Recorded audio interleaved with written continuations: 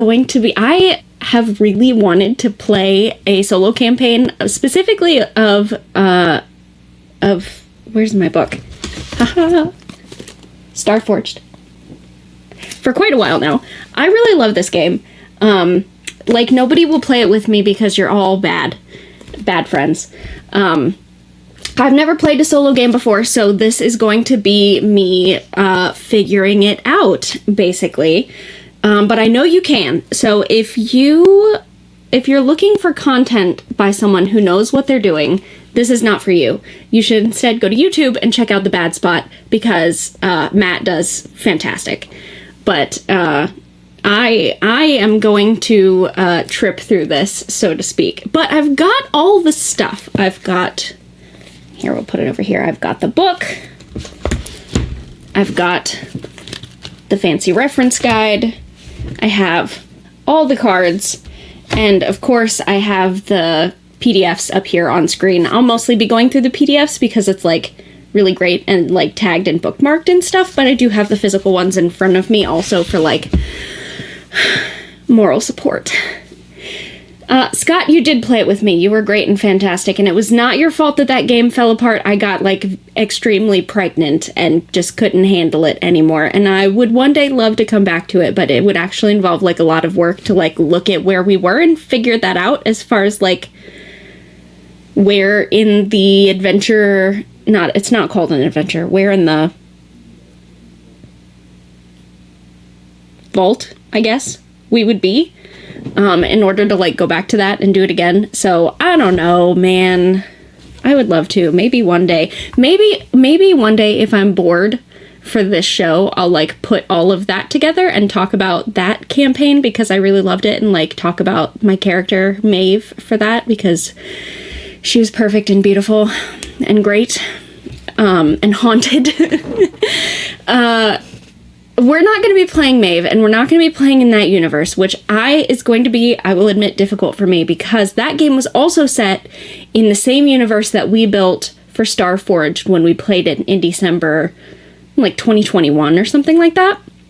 So this will be the first time that I'm making a whole new universe, and I have to, like, dump everything else out of my brain in order to start a new one, and everybody knows I'm very good at that. The other thing that I'm very good at is reading rules. That's a damn lie. That is many lies rolled up into one. If you didn't know that about me, I have never read a rule book in my life, and that includes this one. So we're going to be kind of learning how to do this together, but I know it can be done. But I've got my thing up here, and it's got, like, modes of play, including... See? Like, you can just click... Oh, this PDF is so good. This PDF is so good. If you're the kind of person who can't usually do PDFs and you normally need the book in front of you, you should still try this one because it's bookmarked amazingly. Look. Guided. That's with a GM. Cooperative. That's what we were trying on the guild. And solo. You portray a lone, heroic character using the Starforged game system to explore the dramatic story of your character and their fateful vows. Ooh, ooh, ooh, ooh, ooh. Doesn't that sound like fun? Okay.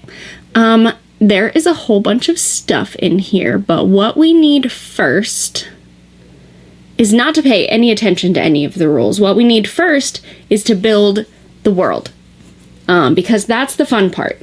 So we'll build the world, and then we're going to build the character. And I don't have anything in particular in mind, but probably next week. So this time we'll work on world building. We might still have more world building to do. I don't know. This is honestly my favorite part of every game, so it's going to last as long as I feel like. With chat help, of course. I mean, I'm talking to myself, but I'm also talking to you.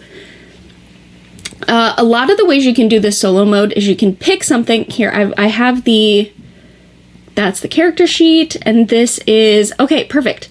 This is your truths. So this is, like, how to start the beginning of world building, and as you can see on here, it's got, like, 1 through 33, and 34 through whatever. Because you can roll for it. It's a D10 system, so oracles use D100, basically. You'll see at the, like, under... Oh, I gotta reverse it, I guess. Like, right under me, there's, like, this long bit. I haven't decided yet, because it kind of depends, like, how how this game sort of goes, but one of the things I was considering, because Starforged actually also has like a really good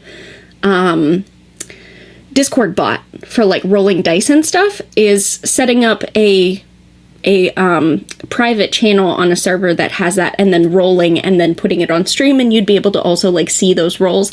I haven't decided if that's something that I'm 100% going to do yet, but it's something that I could do, so the spot's there. And even if we don't end up doing that, it's a beautiful spot, isn't it? So we right now I just have regular, just in-person dice. Oh gosh, what dice are we going to use for this, guys? I don't think I want to use those ones. Let me get some black dice out. I think we need some black dice. Here, I have an assortment of black with plain colors. And then once we learn more about this particular setting, then I will pick like aesthetically appropriate dice. Anyway, so for now, let's get our 2d10. Oh, this one's got stars on it. We have to use that one. Where's my... Here we go, percentile. Cool. Cool. So this is all we're going to need. I will literally throw the rest over here. I don't even need you. We're going to start with truths. The keyboard that I have connected to this computer right now, I assume you'll be able to hear it. Possibly not. It sounds like this. It's pretty clacky. So I'm going to endeavor to try I'm really going to try not to use this particular keyboard this time, and then I'm going to have my husband see if there's something else that we can maybe set up that's a little bit quieter to connect to this for next time. So for now, I'm not really taking notes, but there's going to be a VOD and I'm putting this on YouTube. So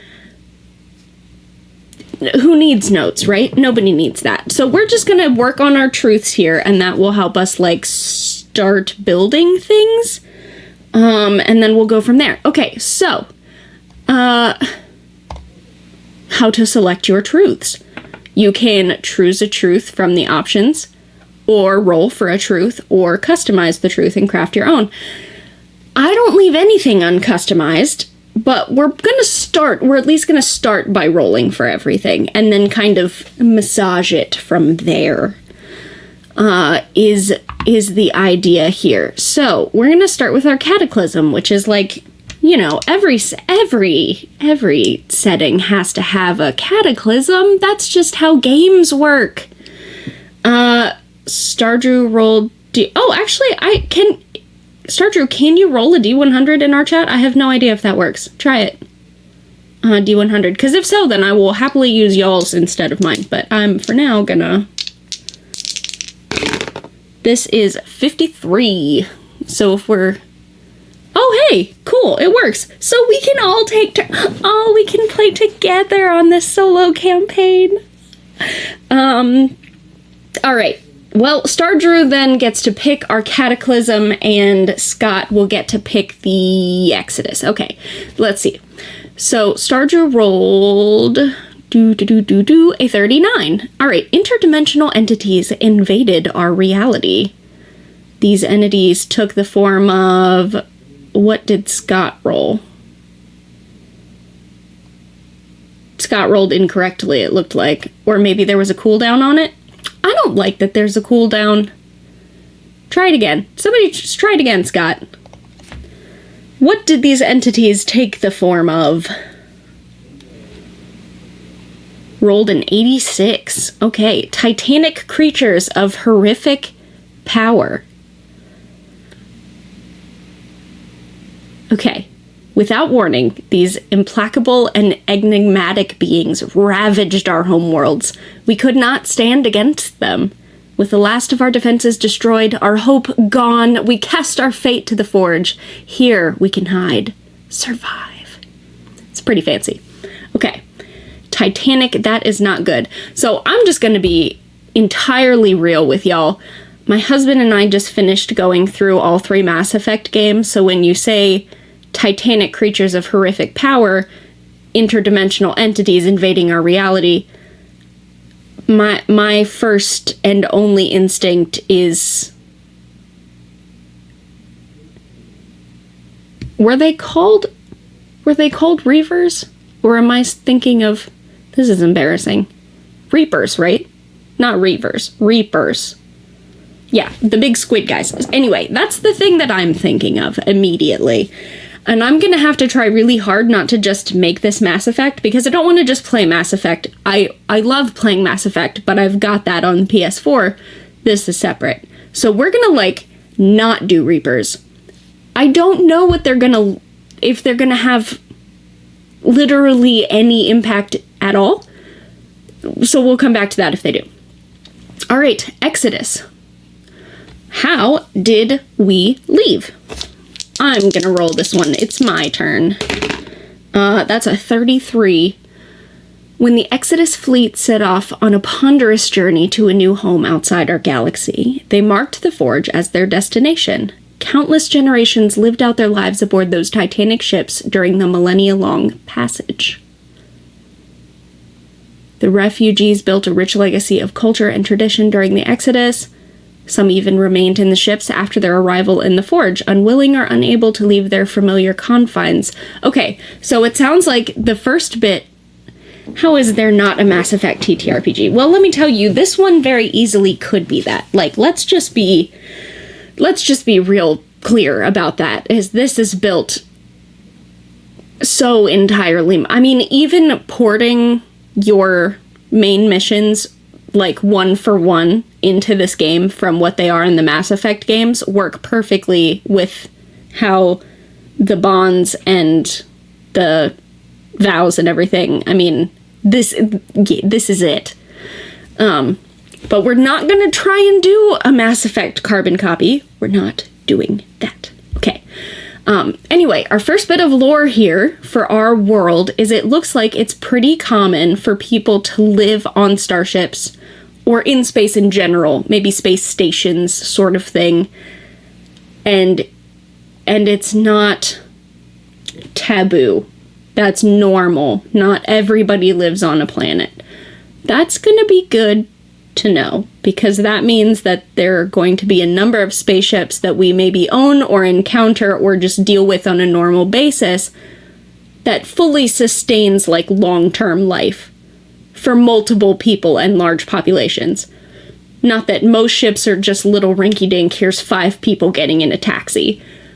So this is our first tidbit of real, actual, actionable lore for our world. Communities! Okay. You like my singing? It was so good. Sounds like a long travel in spaceships, right? Yeah, millennia? So nobody, if it was millennia, nobody remembers anybody who remembers being on the ships in order for them to remember before the ships. So probably there's a whole bunch of, like, diaspora cultural media that is, like, archaeological at this point. So that's kind of fun and cool. What is this? 90. 90! What is 90? We have made our mark in this galaxy, but the energy storms we call barrel fires threaten to undo that progress, leaving our communities isolated and vulnerable. Okay, well, that automatically makes me think then that most people either live in small settlements on planets or maybe larger settlements in starships then? Well, let me finish reading this before I jump ahead. Starships navigate along bustling trade routes between settlements. We've built burgeoning outposts on the fringes of known sectors, and bold spacers chart new paths into unexplored domains. But this hard-earned success is threatened by the chaotic balefires, intense energy anomalies that cut off trade routes and threaten entire planets. Okay, so this is where we decide what on earth a balefire is. It says that it's energy anomalies, but is that like solar flares? Is it non-natural, like human, not necessarily human-made, but inorganic, what's the word I'm looking for? Manufactured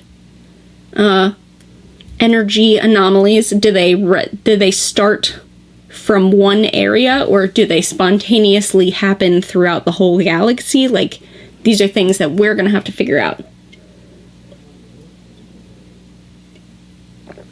Black holes. Scott says that black holes radiate energy anomalies. That's not entirely how black holes work, but it's not entirely not how black holes could work in our universe. So I'm totally fine with that. Now, again, though, just to be clear, when you say black holes, are you saying like wormholes or like fully the trash compactor, it's gone forever kind of black hole? This is apple cider, by the way. Space apple cider.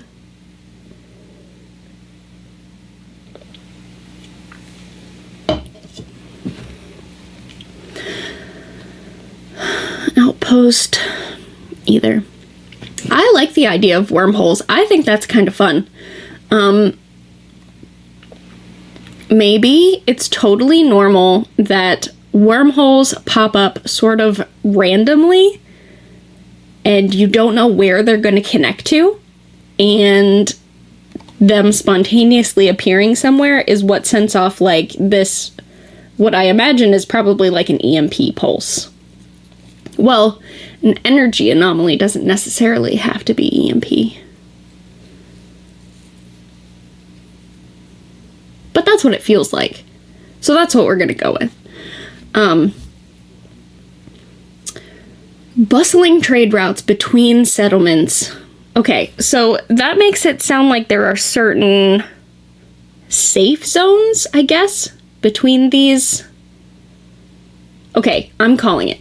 I think that the reason that there are safe zones between certain settlements is because we have learned enough about the wormholes in order to maybe not control them all or like create them ourselves, but we at least have technology to sort of anchor them, so to speak. So there's a few that we've gotten like dumb lucky with and been able to really to anchor and like fix, and those ones are stay permanently because we've anchored them. So there's like a couple planets and space stations that have like these kind of highway access tunnels, and that's how you get like big settlements, and everything else is not connected to sort of like you have to go the long way or maybe hope that something like that is going to open in the future. And I imagine that they probably I mean, what do you think? They probably last like a couple years, right? It's not like they last for like a minute. That would be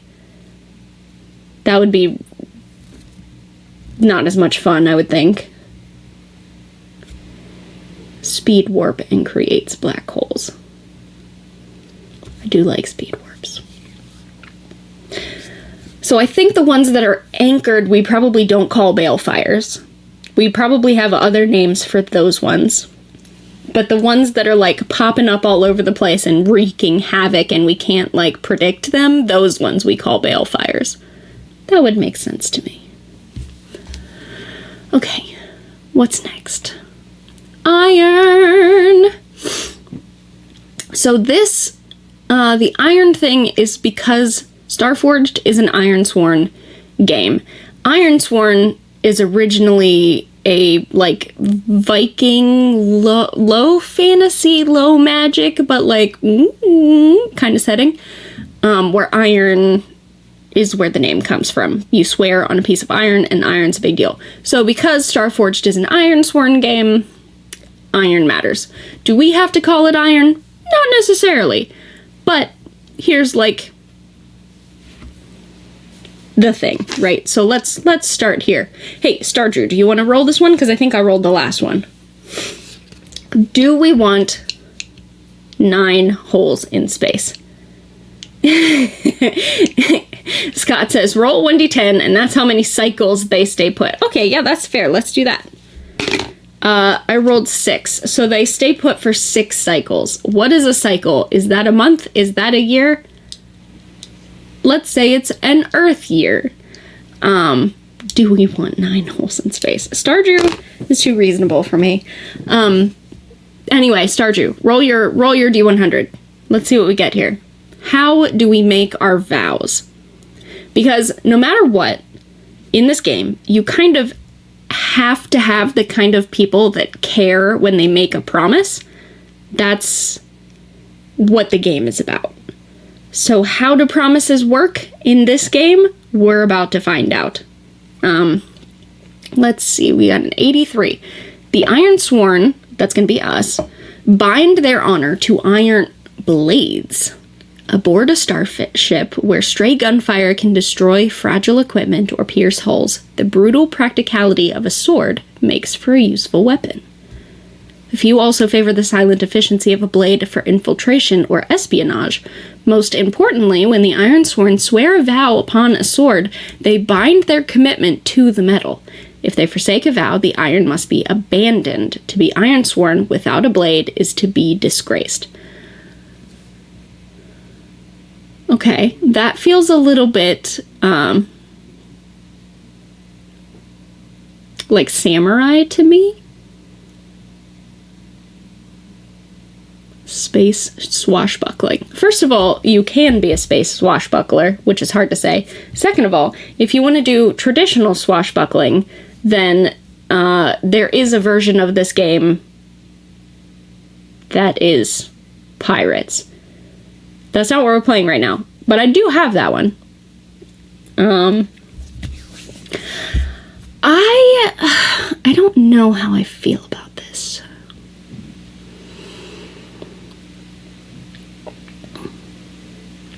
I think this is going to be the first time we've fudged this, because I don't know how I feel about, like, low-tech swords and stuff. Like, I feel like I want something a little bit more high-tech in my sci-fi game, because if I start using swords and things, I'm gonna default right back to, like, a D&D kind of setting, like a high fantasy sort of setting. So how can we adjust this here? How can we adjust? Maybe the iron works like how gold works in electronics for us. Like, you need some sort of gold in electronics because it conducts, right? So maybe the iron being, like, I don't know, magnetic is part of it in order to make, like plasma swords, and that's what the handle of it is, what stays back. So maybe rather than the whole sword, it's more like a medallion or a token that makes the sword work. That's what you need.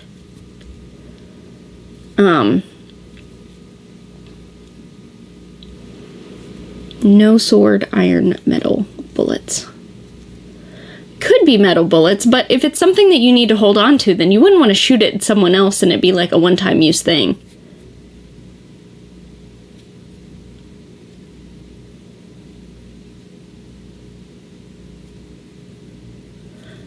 Which I think actually, now that I'm thinking about it more, I kind of like the idea of it being a part that you need. We'll call it, for now, we'll call it a talisman of iron that, like, works specifically in these, like, plasma swords and knives and stuff.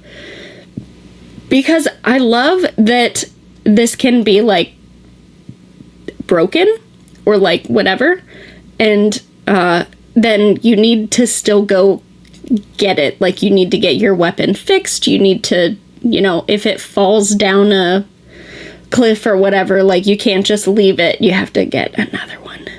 A ring. I love that. Yeah. Yeah, a ring.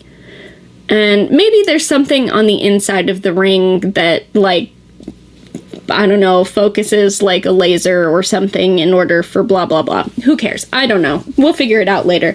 But I love that. There's a special ring that you can wear it like a ring, I'm sure.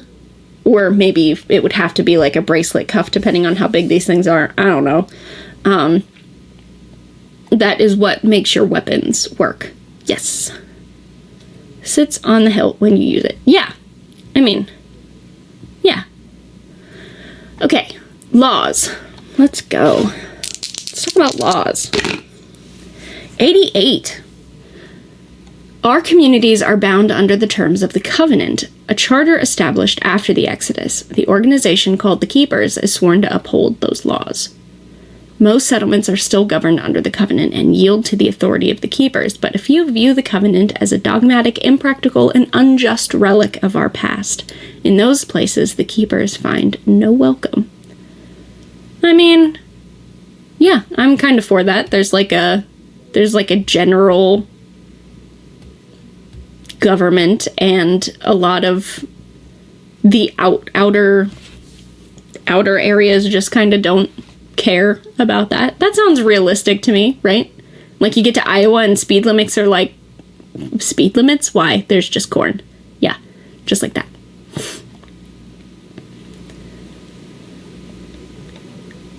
Religion. Playing with religion kind of bores me, so I'm just gonna go with there isn't one.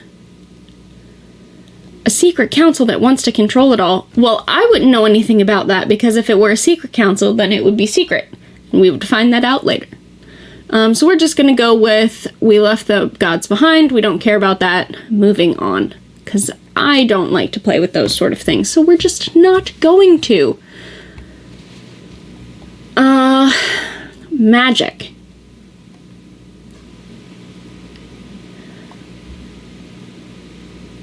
Let's see here.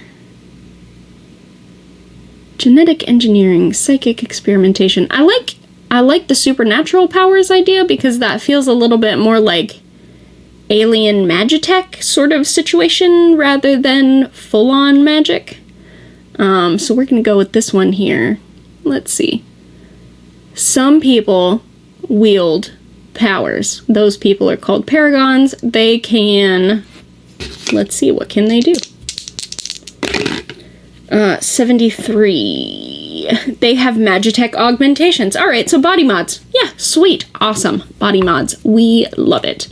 Are there some body mods that are more acceptable in polite society than other ones are? Probably. Is this the sort of thing that is entirely common? I don't know. It says rare people we call paragons. So if it's rare enough that they have like a separate name, then it's probably not entirely super commonplace. So we can decide what kind of mods those would be. My first gut instinct is that that's the sort of thing that you would have for specific... Isn't magic iron just another word for magnets? Well, yeah, but that's what I said. I did mention magnetism, like, earlier at some point. What was I saying? You guys got me off track. Oh, yeah. That I would imagine that magitech augmentations are for specific jobs.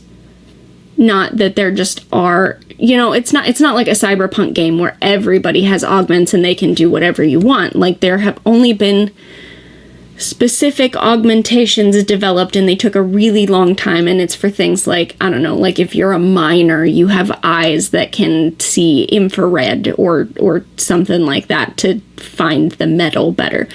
Things that are like useful in like particular areas. I wouldn't think that they're like just handing it out, right? Or maybe I'm wrong. Maybe this is like a weird cult that does the augmentations and they do whatever, but that's why only a few people have them, because you have to be part of a weird cult. Also an option. What do we think, team?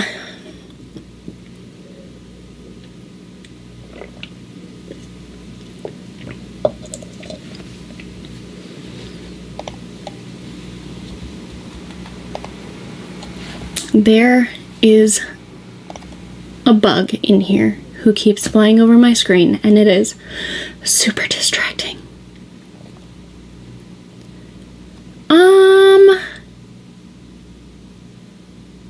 Well, okay, how about let's say this. We are going to 1 through 5 is these things are like legal, and 6 through 10 they're like illegal or anathema or something like that, right? Okay, so 6 through 10, this is maybe not necessarily a cult thing, but is at least like very frowned upon. Ooh, and that literally a 6. Okay, so these things are not legal. They are not normal for everyday use. They're not even necessarily for particular...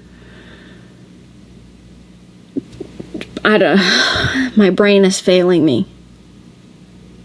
For particular, like, careers or something like that. These are illegal Magitech augmentations, and they are therefore used by people who are doing illegal and illicit things.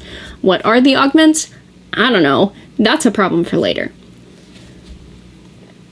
But I would imagine then that they're probably more common on those outskirts areas that don't have the anchored wormholes than they are in the areas that are very permanently connected. Yeah, underground, exactly. Communication and data.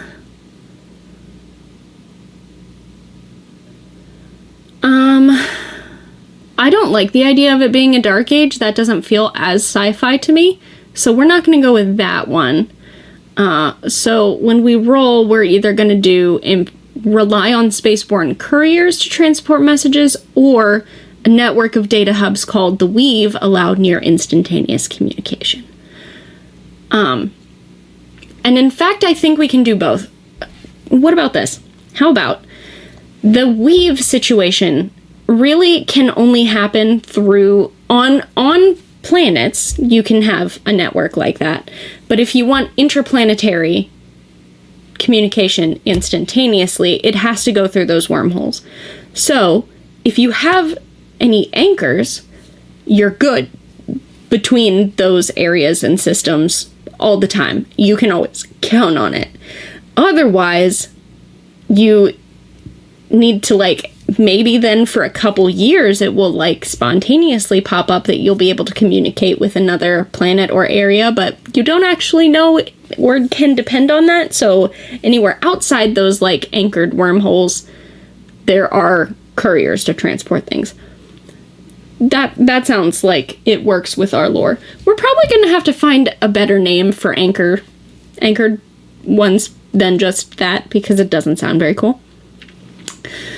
But that's going to be for another time. So let's see. Medicine.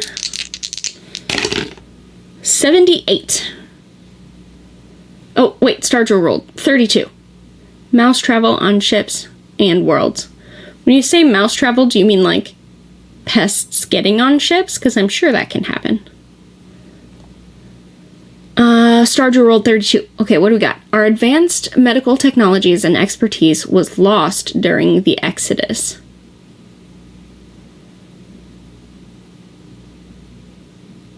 To help offset a scarcity of medical supplies and knowledge, the resourceful technicians we call riggers create basic organ and limb replacements. Orders of sworn healers preserve our medicinal knowledge and train new generations of caregivers.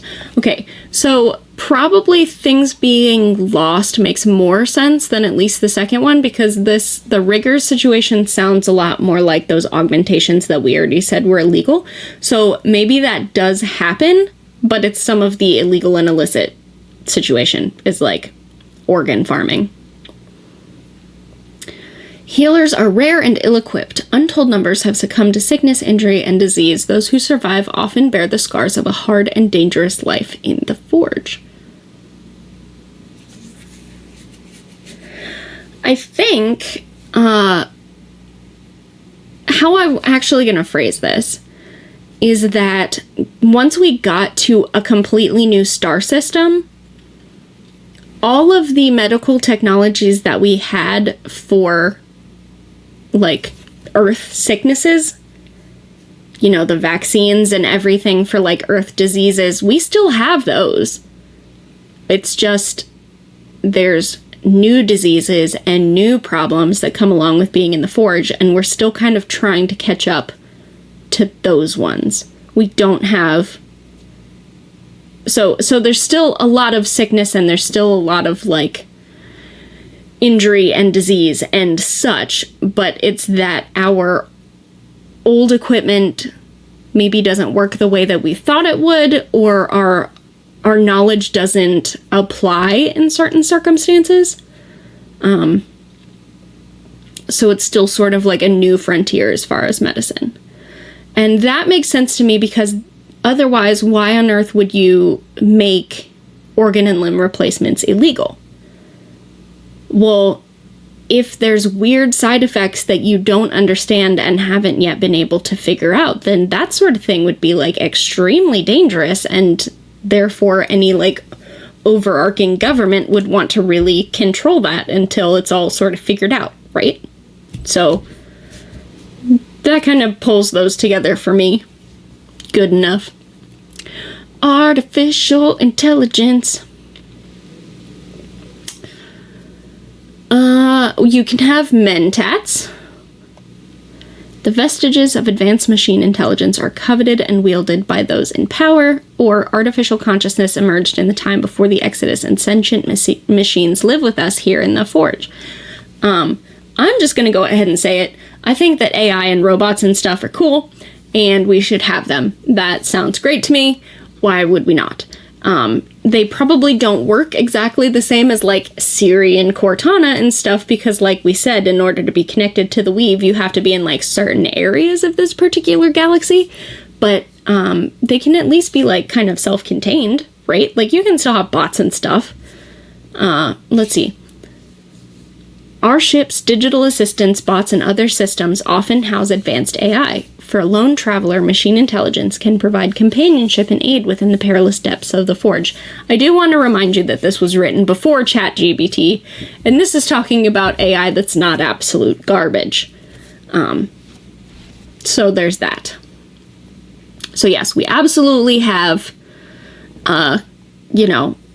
ships that respond to you. This sounds like a little bit of Alien Frankisset? Frankisset? What does that mean? Is that an Alien movie? I don't know.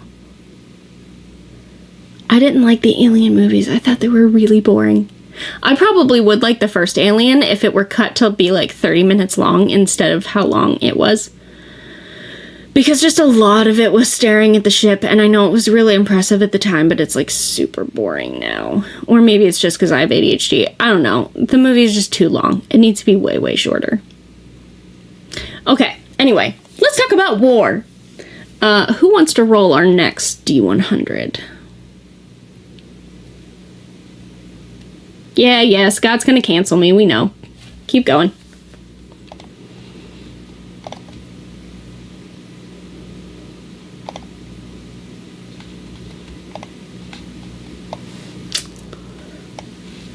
Sweet fancy Moses, he says.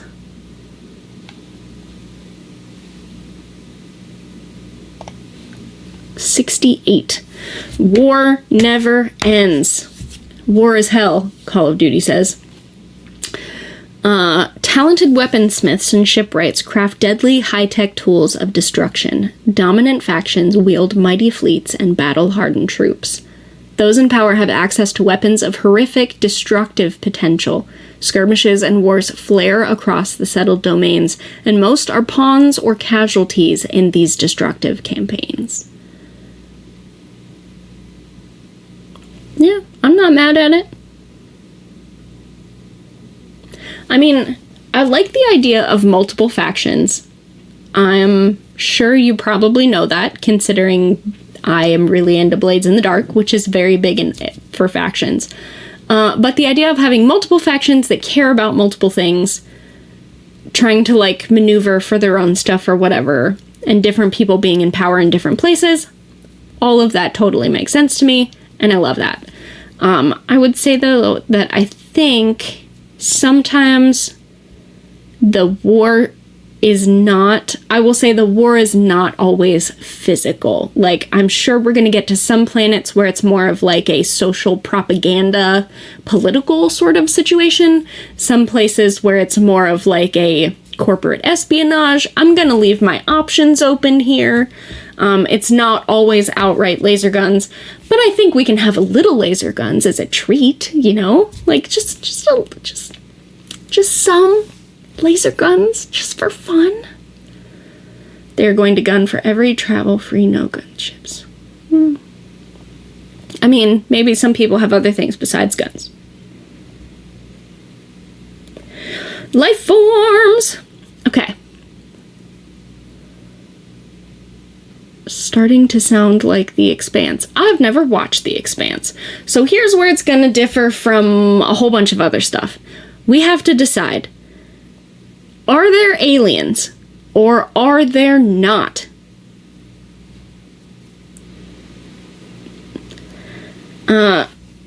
Let's find out. I'm going to roll this one myself. It's too important for you to do it. Let's see. That is 18. Well, I guess we can listen to all the options too. This is a perilous and often inhospitable galaxy, but life finds a way. Life in the Forge is diverse. Planets are often home to a vast array of creatures, and our starship crews with some spaceborne life forms riding their wake. Even animals from our homeworld carried aboard the Exodus ships have adapted to life with us in the Forge. That's the one we picked. Other options are, many sites and planets are infested by dreadful Forge spawn. These aberrant creatures threaten to overrun other life in the galaxy. They were here first, so, like, go off, I guess. And then, life in the Forge was seeded and engineered by the Essentia, ancient entities who enact their inscrutable will on this galaxy. Okay, so that's like, this was a petri dish science experiment left going. What we ended up with us is there are a bunch of creatures. So, when this says a bunch of creatures, this could mean aliens like humanoid aliens. It could mean aliens, humanoid, and Mass Effect-like, where they don't really look like humans, but they still speak and are, like, sentient, and also, like, animal ones. Or it could mean just plants and animals, and then we have, like, AI and bots and stuff. I actually hadn't really thought about it, but now that I'm looking at it, I've actually been working under the assumption that they were not sentient alien species, and it was more like alien animals, plants, flora, fauna sort of situation. So I think that's what I'm going with. I think that's how I'm going to go with vast array of creatures here. That seems like it makes the most sense to me. Precursors.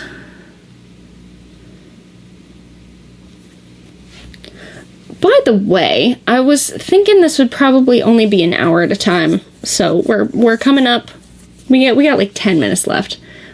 But there's only these two questions left, so we can do this. We can do this in 10 minutes. We will finish out this whole worksheet. What are precursors? Let's look at our options.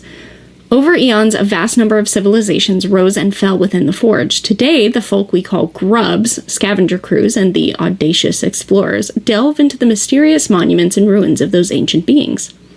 Or, the Ascendancy, an advanced spacefaring empire, once ruled the entirety of the Forge.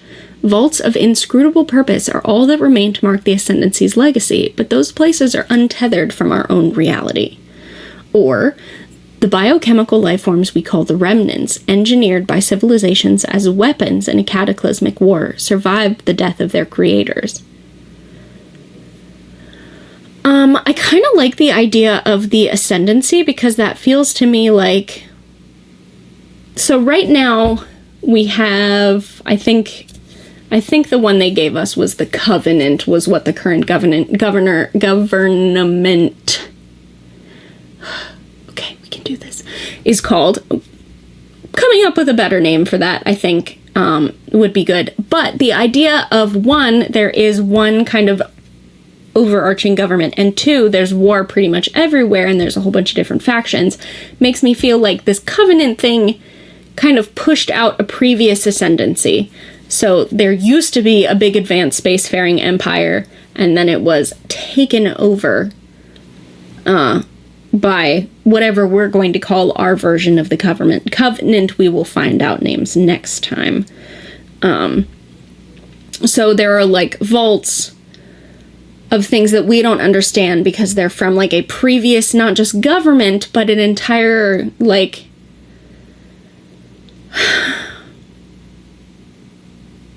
So, right, like, when Britain came in and colonized literally pick any country, they, like, tried to eradicate the language and the culture and brought in their own language and culture and stuff, right? So, like, I feel like that's probably the same sort of situation that happened with the Covenant. So there's a lot of stuff about the Ascendancy that we're like, we don't understand what this is for or what's in it or what's happening. Are they dangerous?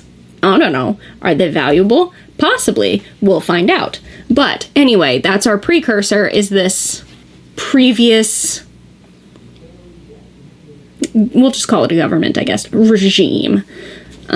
So that seems reasonable to me. And then the last one is horrors. I'm going to tell you right now that I am not really into horror or anything because I get night terrors. So the answer is there going to be a lot of horrors is no, because I'm the one playing. But let's look at what these options are. Put enough alcohol in a spacer and they'll tell you stories of ghost ships crewed by vengeful undead. It's nonsense. Most insist that horrors aren't real. Spacers know the truth.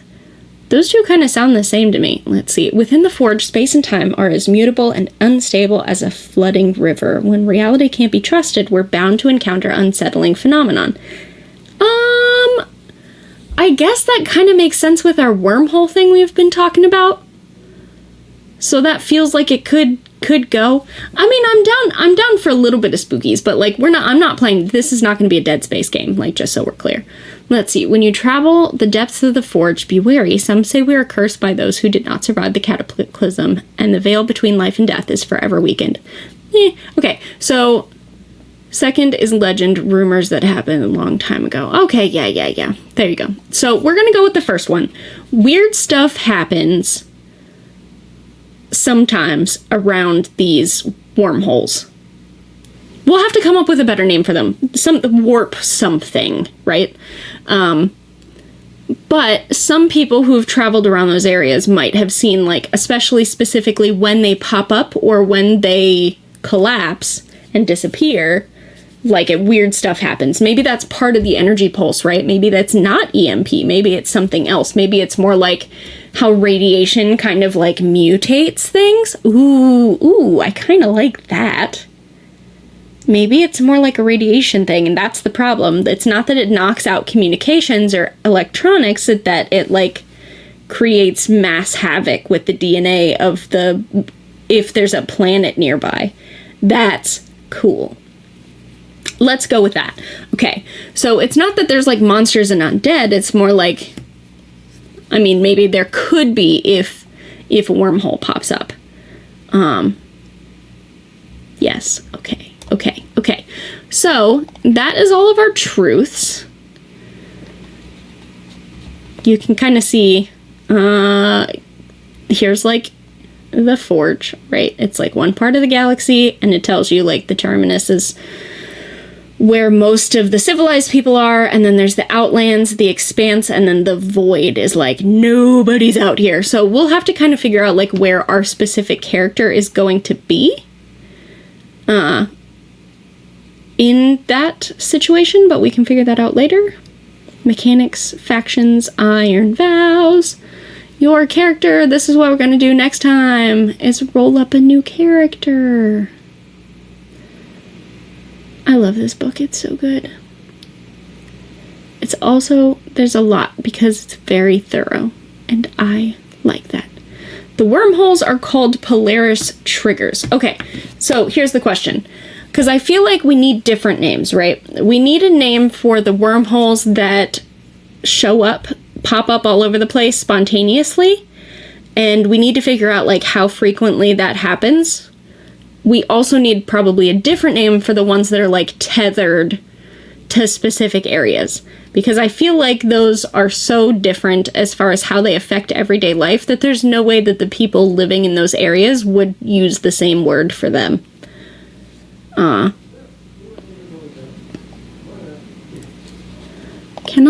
What if we just pull up fantasy name generator? Alright, hopefully that's the only clicking that we will need to do. Places and locations. What do we got? What do we got? I'm gonna have to figure out a good way to put this up on screen too, so let's see. Space station colony names, outpost names, planet names, void names? Let's look at void names. That sounds like fun. Oh, these are like edgy. These are edgy. The word, which wormholes are a trap bat? Okay, yeah, so that's the thing, I guess. If they first show up, you don't know exactly where they come from. But the ones that are anchored, like, you know, it's like a highway. You know exactly where they go for the ones that are, like, set. Resonant is one that keeps coming up. That's kind of fun.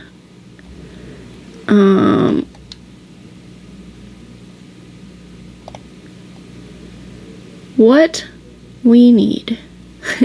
Dating agency names. It's perfect. Bridge names? Will that work? Castle names.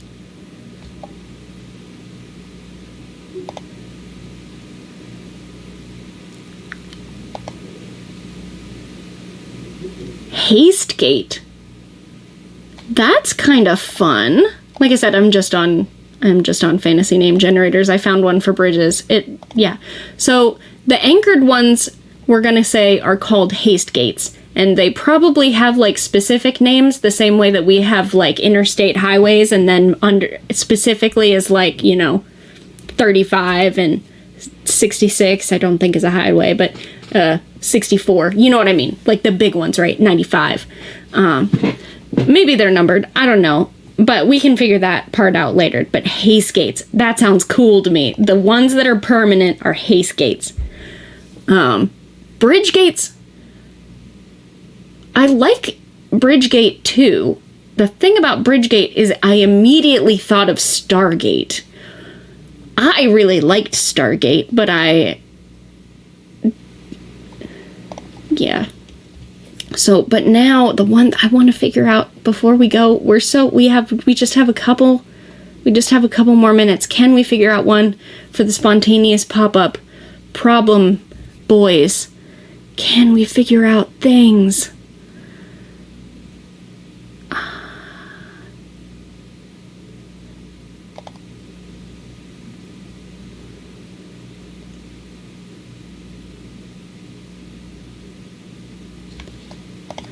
I mean, I guess we could just call them, like, warps, right? Maybe. I don't know. Maybe that's something I'll have to think about. So, we're going to be back. We're going to be back next week. And I assume I'm going to be back on Sundays, because tonight was supposed to be Blades in the Dark, and then Bear specifically ruined everything, so we couldn't play Blades in the Dark. We're going to play on Thursday instead on the Random Encounters Guild. That's fine, I suppose. So I should be back here next Sunday, same time, 8:30, play for about an hour or so, and I think I'm going to play around with different ways to do this, but I think what I'm going to do is basically put together like a Notion project for this, and then have that set up so that it can also be on stream. I'll have to fiddle with it, but that'll have like all the notes of the world that we made. Those should be Polaris triggers. Yeah, I'm fine with that.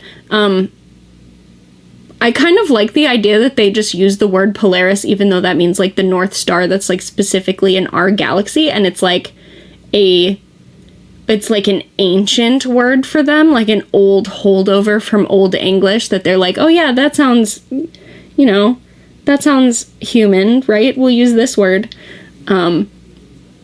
I kind of love that. And then we probably just end up calling them like triggers or something for short. I don't know. We'll figure that out. Anyway, over this week, I'll like kind of figure out how I want to do notes and get that up on the screen. Well, we're working on it. Okay. We're working on it. For now, we're a good portion of the way through a whole, galaxy setup at this point. So well done, everyone. Well done.